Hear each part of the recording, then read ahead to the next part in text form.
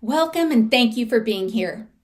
I'm Dr. Jolene Church, CEO of DJC Coaching, Consulting, and Training. I'm also the founder of the Women's Leadership Support Network.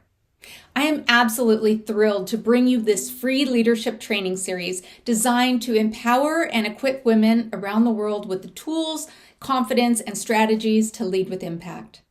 This series was born out of necessity. When the federal government eliminated women's leadership training programs, we knew we couldn't just stand by and let progress be erased. Instead, we took action. We created this space to ensure that leadership development remains accessible, because leadership isn't about privilege, it's about potential. Throughout this 12-part series, we'll cover key leadership topics, everything from overcoming bias and imposter syndrome to mastering executive presence and building a powerful leadership brand. But more than that, we're creating a movement, a network of women supporting women, lifting each other up and ensuring that no one has to rise alone. If you find this training valuable, I encourage you to subscribe to this channel and like this video so more women can discover and benefit from these resources. And if you're interested to bring this training into your organization, all of the training materials are available absolutely free of charge, because leadership development should be accessible to everyone. And at the end of this video, you'll find a QR code to join the Women's Leadership Support Network, a space where you can connect with mentors, ask questions, and find the support you need to keep moving forward. This is more than just leadership training. This is about changing the narrative, breaking barriers, and ensuring that the next generation of women leaders have the tools to thrive. You belong here. You are capable. You are meant to lead. Let's get started now.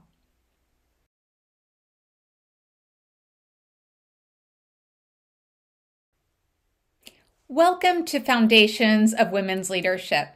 Whether you're an executive, a mid-career professional, an entrepreneur, or just starting out in your career, this session is for you. We created this training because leadership development for women is more important than ever. Despite progress, challenges remain. Women continue to face barriers in leadership, from gender bias to a lack of mentorship opportunities. But here's the truth. Our voice matters. Our leadership matters. And together we can navigate the path forward. In this session, we'll explore the evolution of women's leadership, the systemic barriers we continue to challenge, and actionable strategies to elevate ourselves and the women around us. Before we dive in, let's take a look at what we'll cover today. First, we'll explore the evolution of women in leadership, where we've been, where we are today, and where we're headed. Understanding the historical context helps us see just how far we've come and what barriers still remain. Next, we'll identify key challenges and systemic barriers that impact women's leadership. These include gender bias, the glass ceiling, and limited access to mentorship and sponsorship opportunities. We'll also discuss how gender bias manifests in leadership settings, and most importantly, how to navigate and challenge it. This is a crucial skill for advancing in leadership while still maintaining our authenticity.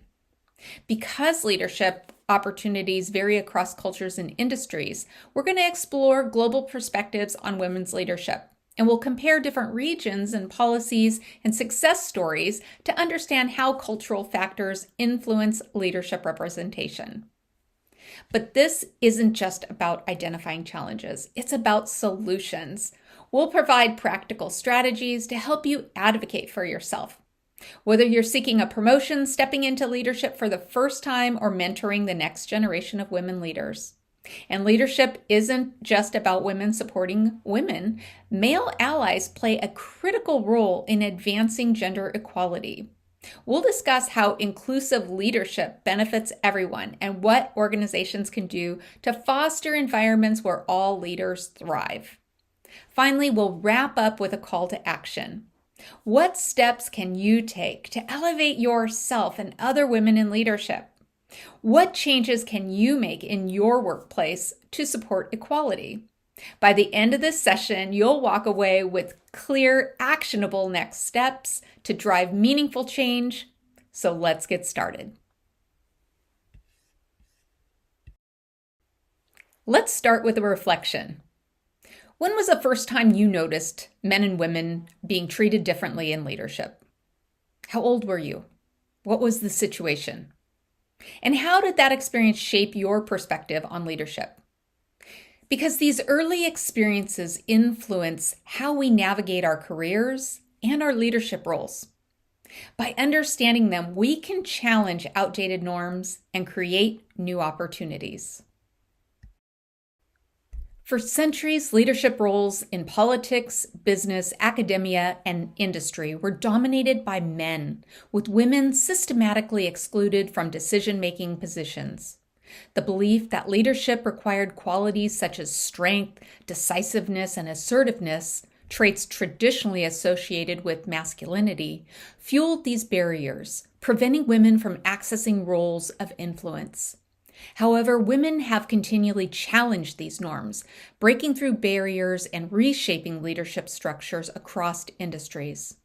The journey towards gender equity in leadership has been marked by historical milestones, legal victories, and cultural shifts that have redefined the role of women in professional and public life. Imagine a world where half the population had no say in the laws that governed their lives. No right to vote, no influence over policy, no representation in leadership. For much of history, that was the reality for women. Leadership and decision-making were reserved almost exclusively for men, but women knew that to change their futures, they needed to claim a voice in the system itself. Although early women's suffrage opened doors for some women the right to vote, many minority groups, including women of color and Indigenous women, were still denied that right. For example, in Canada, Indigenous women did not have a right to vote until 1960, and Black women in the U.S. in 1965. One of the most pivotal movements for women's leadership began with the fight for suffrage, the right to vote. This wasn't just about casting a ballot. It was about legitimizing women's voices in public life. It laid the foundation for future leadership in politics, business, and beyond. Let's take a look at the suffrage movement, the inclusion of women, 19th to the early 20th century. One of the earliest and most pivotal movements for women's leadership began with women's suffrage, the right to vote. And in 1898, the Seneca Falls Convention took place. This was a fight for suffrage in the United States, which officially began at Seneca Falls Convention led by Elizabeth Cady Stanton and Lucretia Mott. This was the first formal gathering where women openly demanded equal rights, including the right to vote. The convention produced the Declaration of Sentiments, which modeled itself after the U.S. Declaration of Independence, but boldly declared all men and women are created equal. This was radical at the time, but it set the foundation for decades of activism. Then, after decades of protests, marches, and arrests of suffragists, the 19th Amendment to the U.S. Constitution was finally ratified in 1920, granting white women the right to vote. Not until the Voting Rights Act in 1965 did the doors open for all women, ethnic groups, and still later in 1975, when voter ballots were printed in other minority languages, this allowed a gateway of voting that we know today for all women. Now, a lot of gains in global suffrage occurred between 1960s and 1980s. While white U.S. women gained voting rights in 1920, the fight for suffrage continued in the U.S. and around the world. In fact, the first woman to be elected as a prime minister of a country was Sirimavu Bandaranaike of Ceylon. This is the present-day Sri Lanka, when she led her party to victory in July 1960's general election. Many countries only granted women voting rights much later. So, like Switzerland, 1971 was one of the last Western nations to do so. Saudi Arabia was 2015. That's the most recent country to grant women voting rights. So this shows that women's rights have never been guaranteed. They have always been won through persistence and collective action.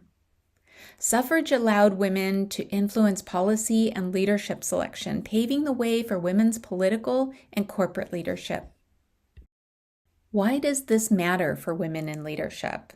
Well, the ability to vote led to women having a say in leadership. Without the vote, women were excluded from decision-making processes. Once they could influence laws and policies, they began running for office and pushing for workplace reforms. Representation drives change. The more women entered leadership positions in politics, the more doors opened in business, law, education, and other fields. But challenges remain. Even today, women hold just 27% of parliamentary seats worldwide and only 10.4% of Fortune 500 CEO positions. While the right to vote was a major victory, it was just the beginning of a much larger fight for true leadership equality. The fight for women's leadership didn't start in the boardrooms. It started with the right to be heard. The suffrage movement was more than just a battle for votes. It was a movement to break centuries of exclusion from leadership and decision-making. Now, the question we must ask ourselves is, where do we go from here? All right, so it's time for another reflection. And I'd like you to think about leadership roles that you see around you today. And how much do you think that this was shaped by the generations of women before us who fought for these rights to vote? And how does their struggle inspire your own leadership journey? I think it's important for us to have really a solid understanding of why gender leadership gaps exist today and how historical struggles influence modern leadership dynamics. So take a moment to reflect on these prompts.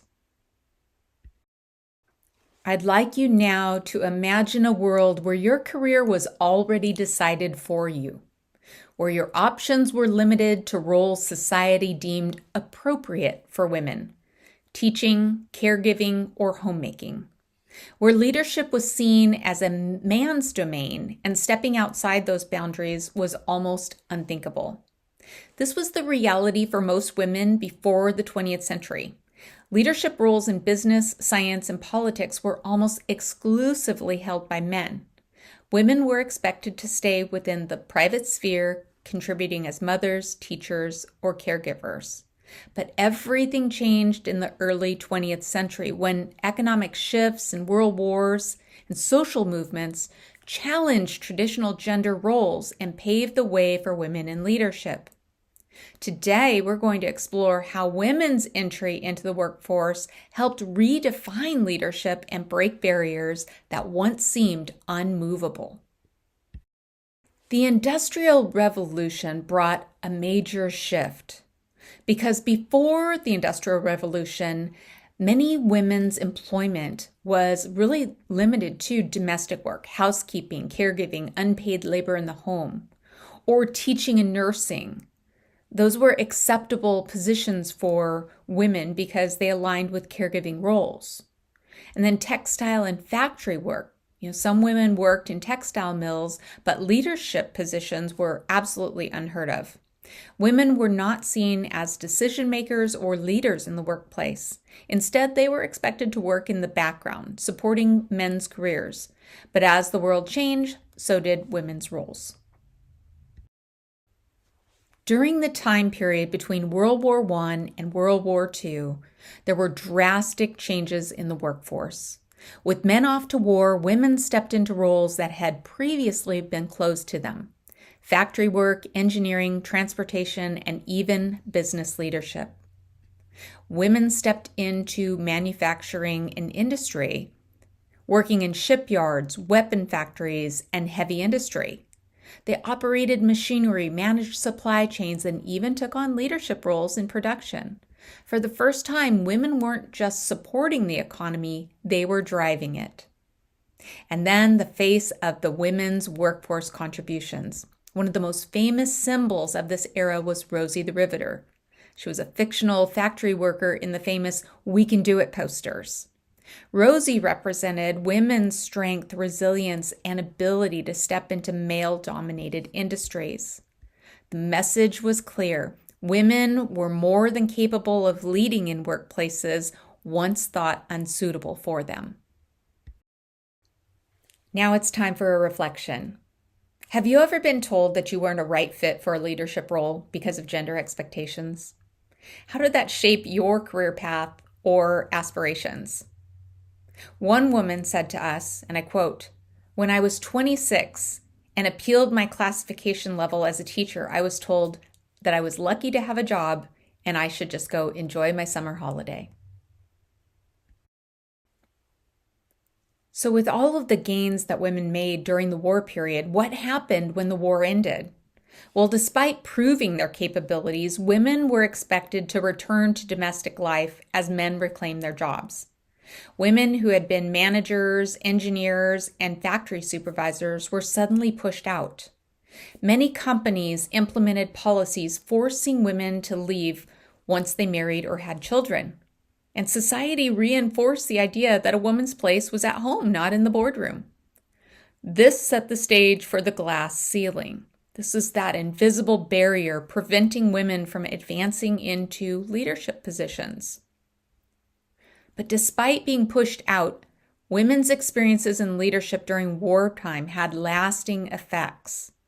Women had demonstrated their ability to lead, proving they could manage teams and drive productivity. The idea that women could only be caregivers or teachers started to shift. The foundation was laid for future workforce integration, but it would take decades of legal battles, activism, and social change to make lasting progress. Women's wartime contributions demonstrated their competency in leadership and managerial roles, leading to future workforce integration. The wars may have ended, but the fight for women's leadership was just beginning. The 1950s may have pushed women out of leadership, but by the 1960s and beyond, women started fighting back, demanding equal pay, workplace rights, and leadership opportunities. The question we now have to ask ourselves is, what barriers still exist today? As we've seen, women have had to fight for every inch of workplace equality. What barriers do you think still exist today that prevent women from rising into leadership? This is our moment to learn from the past and shape the future, because the lesson of history is clear. Women belong in leadership. Now, many major shifts happened between 1960s to 1980s, and this was called the second wave of feminism and workplace rights. So imagine being denied a job simply because you're a woman. Imagine being paid less than your male coworkers for doing the same work. Or imagine losing your job just because you got pregnant. No, I'm not talking about the 1800s. This was happening well into the 20th century. By the 1960s, women had been in the workforce in greater numbers, but they were still being treated as second-class employees, paid less, denied leadership positions, and dismissed for reasons men never had to worry about. The fight for equality in the workplace became a major focus of the second wave of feminism, a movement that reshaped women's rights and pushed for legal protections that many of us may take for granted today. So what exactly was the second wave of feminism? Well, the first wave, the 1800s through the 1920s, focused on voting rights and basic legal recognition of women. The second wave, 1960s through the 1980s, focused on economic, workplace, and reproductive rights.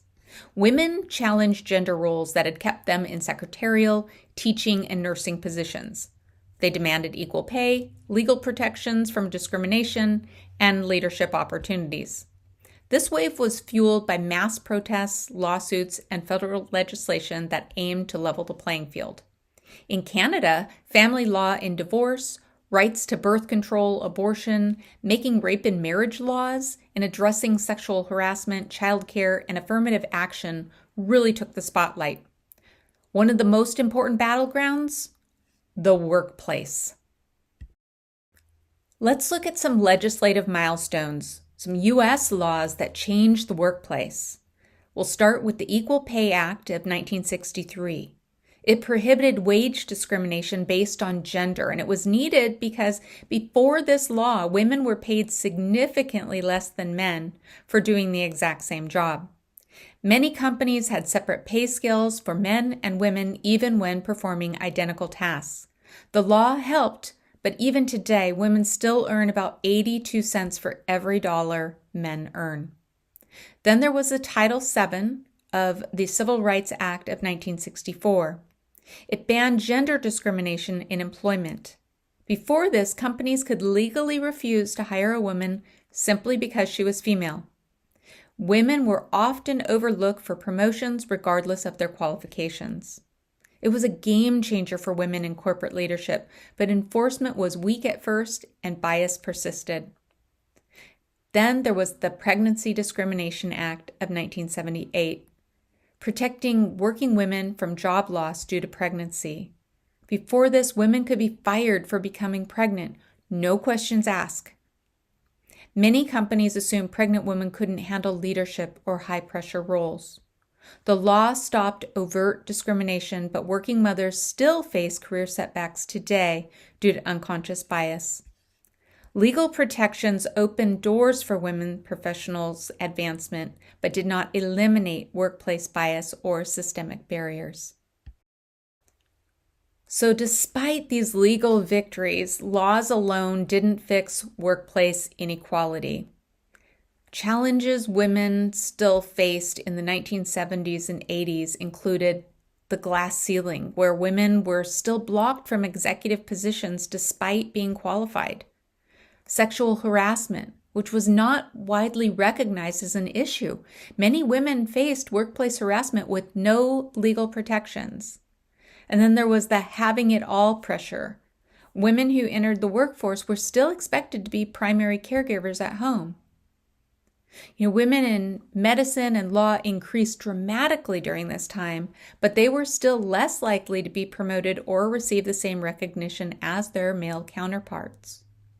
What these changes meant for women's leadership was that women entered into leadership roles in law, medicine, and corporate America, and legal protections created more opportunities for women to advance. And the conversation about workplace rights expanded, but bias and barriers still remained. So now I'd like you to think of all those wonderful women in your life. Think about your mothers, your grandmothers, your mentors. How did workplace laws and cultural shifts shape their career opportunities? Did you see lasting effects from this era in your own career?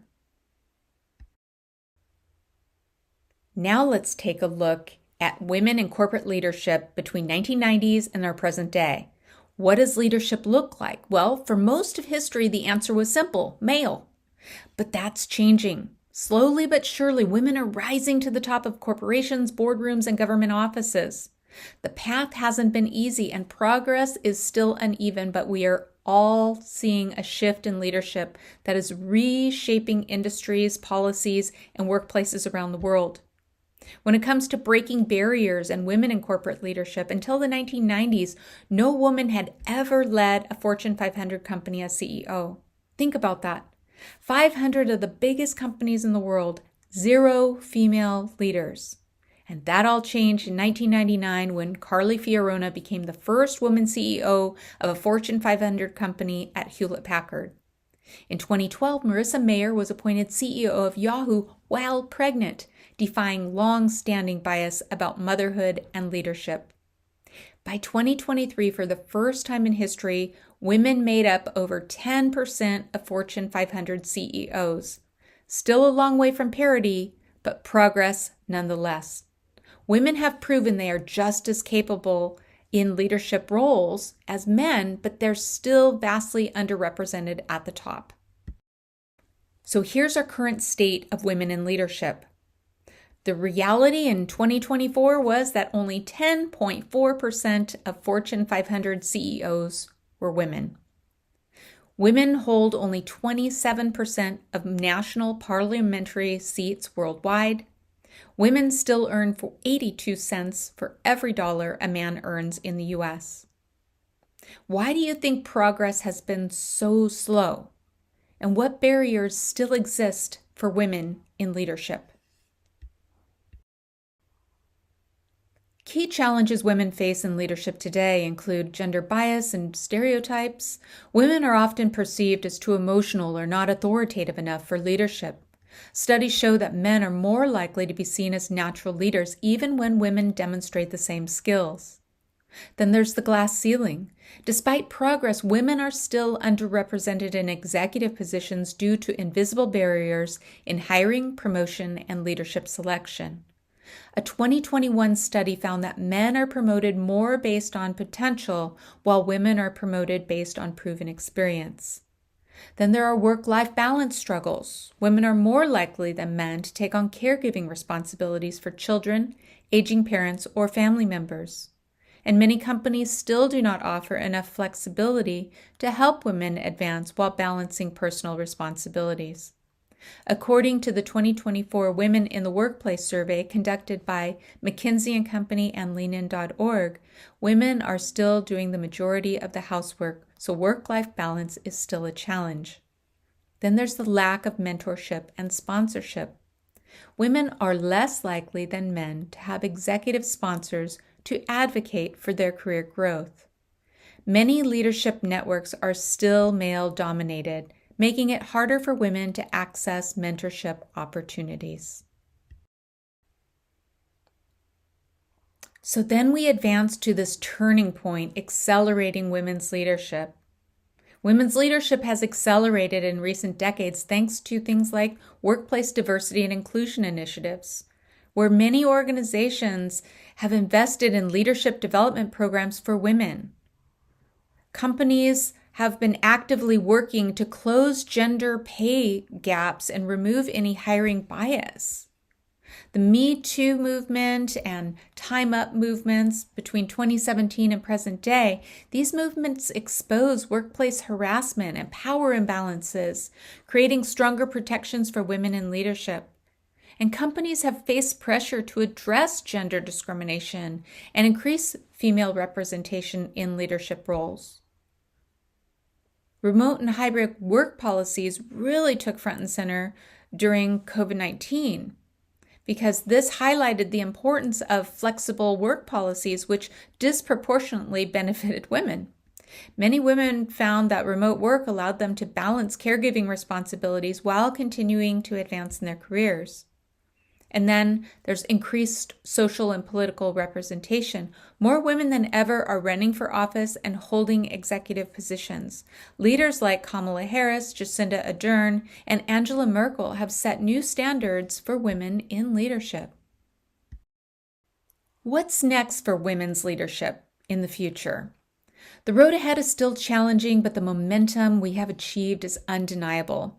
There are opportunities for growth. More companies have been setting diversity targets for leadership roles, and young women are entering STEM, business, and political careers at higher rates than ever before. Mentorship programs and leadership networks for women are expanding globally. But there are some remaining barriers to overcome. The gender pay gap persists and needs stronger enforcement policies. Workplace cultures must continue evolving to ensure women feel supported and included. Women must be given equal opportunities for leadership promotions based on potential, not just past experiences. What changes would you like to see for women in leadership over the next 10 years? How can we push for these changes? Women in leadership have come a long way, but we are far from where we need to be. The fight for equality isn't just about numbers. It's about ensuring that leadership is diverse, fair, and based on talent, not gender. As we look ahead, remember, progress happens when we challenge outdated norms, support one another, and demand better. The future of leadership is in our hands, so let's push forward. We will not be canceled. Watch us rise. It's time for a deep reflection on what all of this means to you. What leadership challenge resonates most with you? How have you or someone you know experienced similar challenges? Think about this. Pause the video if you need to. Take a moment and journal out what this means to you. Now it's time to look at some real-world women leaders and strategies for navigating barriers.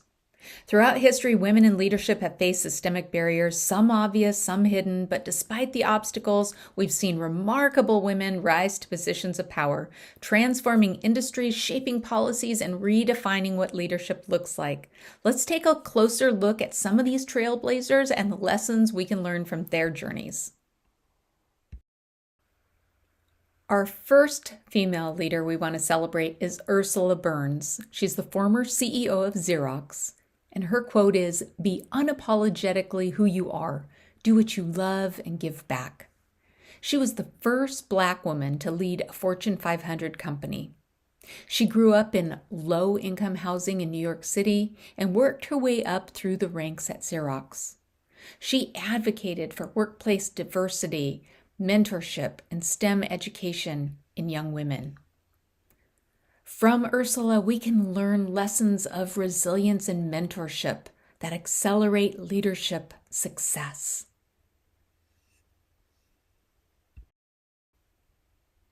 Our next leader is Jacinda Ardern, the former Prime Minister of New Zealand. Her quote, "Leadership is not about being the loudest in the room, it's about making a difference." She became Prime Minister at the early age of 37, the youngest woman to hold the role globally at the time. She led New Zealand with empathy during crises, including the COVID-19 pandemic and the Christchurch mosque attacks. She championed work-life balance policies and encouraged empathetic leadership. What we can learn from Jacinda? That emotional intelligence is a leadership strength, not a weakness.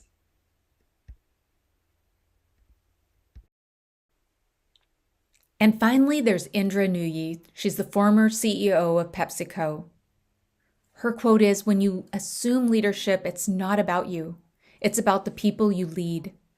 She transformed PepsiCo by shifting towards healthier products and sustainability initiatives. She also advocated for work-life balance and flexible workplace policies. She believed that women in leadership drive innovation and corporate change by making bold strategic decisions. Which of these leaders' journeys resonates with you the most, and why? These leaders navigated systemic barriers by leveraging resilience and mentorship and bold decision-making to pave the way for future generations. Now that we've seen how women have broken barriers in leadership, let's talk about what we can do to push forward and create more opportunities for ourselves and other women in leadership. So let's look at some strategies for navigating gender bias and systemic barriers. First, we can challenge stereotypes. Women are often labeled as too emotional or not authoritative enough for leadership. Leadership styles vary. Empathy and inclusivity are strengths. Challenge these biases when they arise and educate others on why diverse leadership improves the workplace. Studies show that companies with diverse leadership outperform their competitors by 36%. Second, advocate for yourself. Women tend to only apply for leadership roles if they meet 100% of the qualifications, whereas men apply when they meet only 60%. Many leadership skills are developed on the job. Confidence is key, so encourage yourself and other women to take the leap. Have you ever held yourself back from applying for an opportunity? What was your reason? Third, seek mentorship and sponsorship. What's the difference? Well, mentorship is someone who offers advice and guidance. They've been there, they've done that, and they help pave the way for you. Whereas sponsorship is someone who actively advocates for your career growth. Think of them like your PR. Women are less likely than men to have sponsors in the workplace, so go find one. Number 4, support other women. There's often a false queen bee stereotype where women feel like they have to compete instead of collaborate. Lifting others up creates more opportunities for all women. Promote women's visibility and leadership, recommend them for opportunities, celebrate their successes, and create strong professional networks. According to the 2024 Women at Work survey, women of color receive less of the support they need from managers to be successful. Finally, push for policy change. Some key policies that impact women in leadership are equal pay, because women still earn 82 cents to every $1 a man earns in the US. Parental leave. Many women leave the workforce due to a lack of paid family leave. Flexible work policies. Remote and hybrid work benefit women's career longevity, so advocate for these policies in your workplace and support legislation that advances gender equity, racialized women, and women with disabilities. So which strategy do you think would make the biggest impact in your workplace or industry? Women in leadership is not just about women's issues. It's an economic, social, and business imperative. The leaders we've discussed today, Ursula Burns, Jacinda Ardern, Indra Nooyi, they didn't wait for someone to hand them leadership. They took it. They challenged the system. They used their voices. And now it's our turn. It's reflection time. What is one concrete action you can take this week to support women in leadership, either for yourself or for someone else? Now it's time for a global perspective. Women in leadership around the world.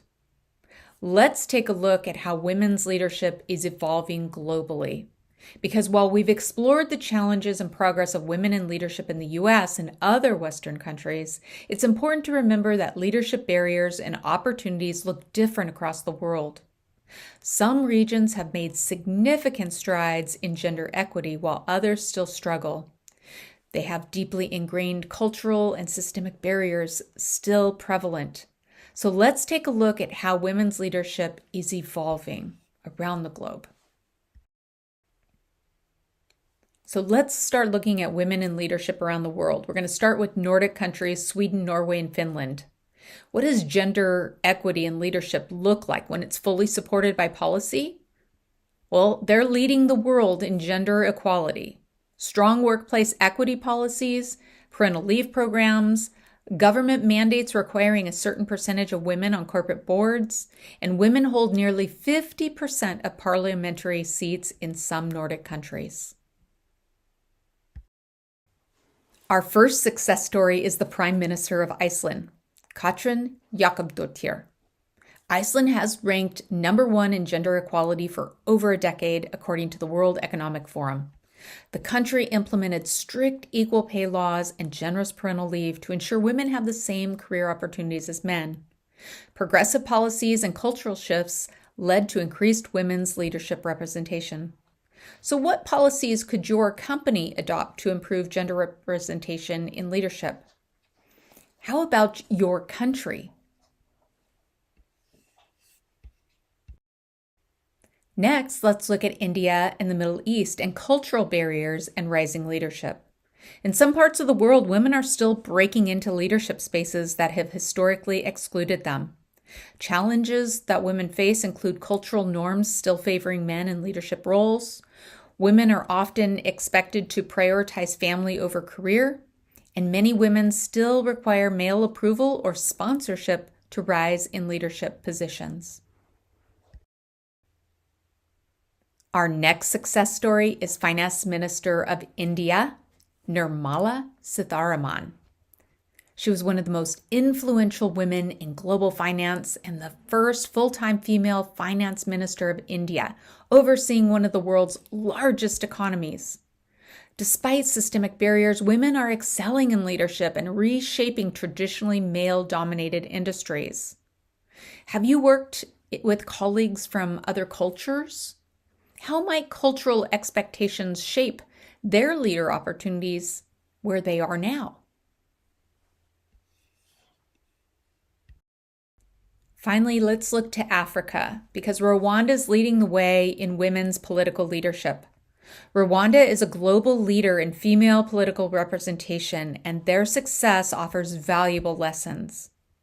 Rwanda has the highest percentage of women in parliament in the world, 61% of the seats. Post-genocide rebuilding efforts prioritize gender inclusion in politics and leadership, and policies encourage women's participation in business and governance. Our final success story is Lois Mushikiwabo. She's the Secretary General and the former Foreign Minister of Rwanda. She championed women's leadership in diplomacy and global governance. She played a key role in reshaping Rwanda's gender-inclusive policies. When systemic barriers are removed, women's leadership flourishes. What can we learn from Rwanda's approach to gender equity in leadership?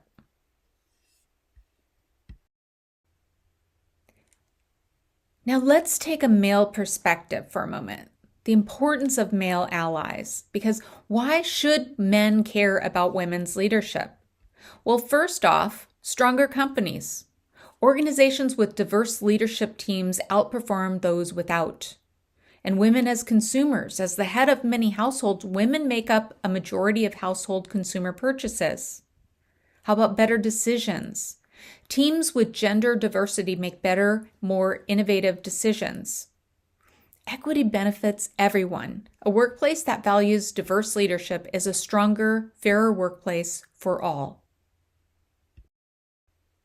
Let's talk about the power of representation, because representation drives change. When women lead, organizations perform better. Studies have consistently shown that companies with women in senior leadership roles experience improved organizational performance.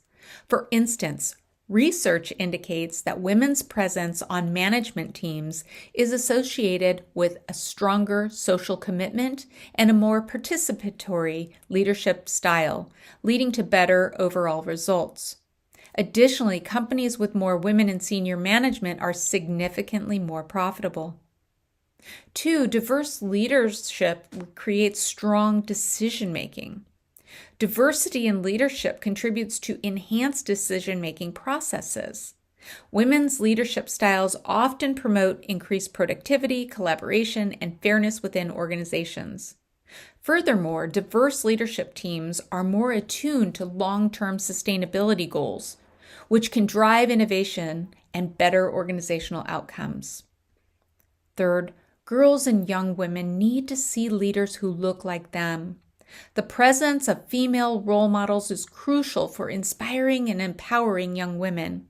Exposure to women in leadership positions positively affects girls' aspirations and educational performance, particularly in fields like science, technology, engineering, and mathematics, STEM. Seeing women in diverse roles helps young girls envision themselves in similar positions, fostering ambition and confidence. And this leads to better decisions because teams with gender diversity make better, more innovative decisions. Equity benefits everyone because a workplace that values diverse leadership is a stronger and fairer workplace for all. Leadership is not just about authority, it's about impact. And when more women are in leadership, we see greater inclusivity, equity, and innovation. Let's take a moment to celebrate the Salesforce CEO, Mark Benioff. He discovered a gender pay gap in his company and he fixed it. When male allies acknowledge bias and take action, change happens. Gender equity is not just a women's issue, it's an economic and business issue that benefits everyone. So, what leadership challenge resonates with you most? How have you or someone you know experienced similar challenges?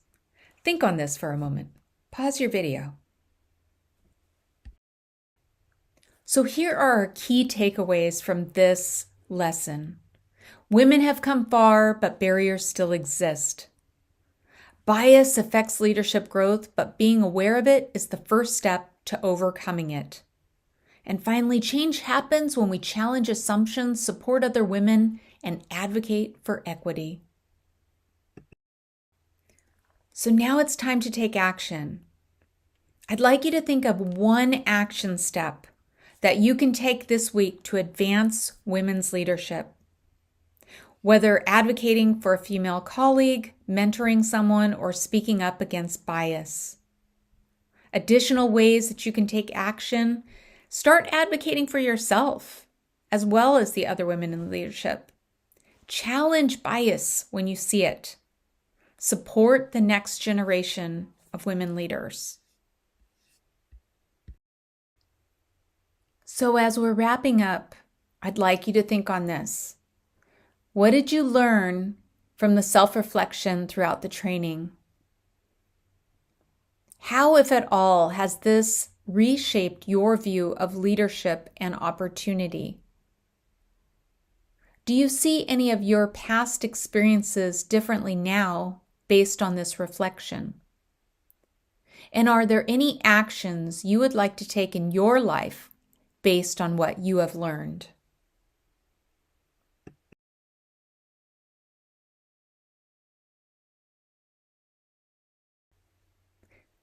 Thank you for being a part of this training, because just by showing up, you're already taking a step towards breaking barriers and shaping the future of women in leadership.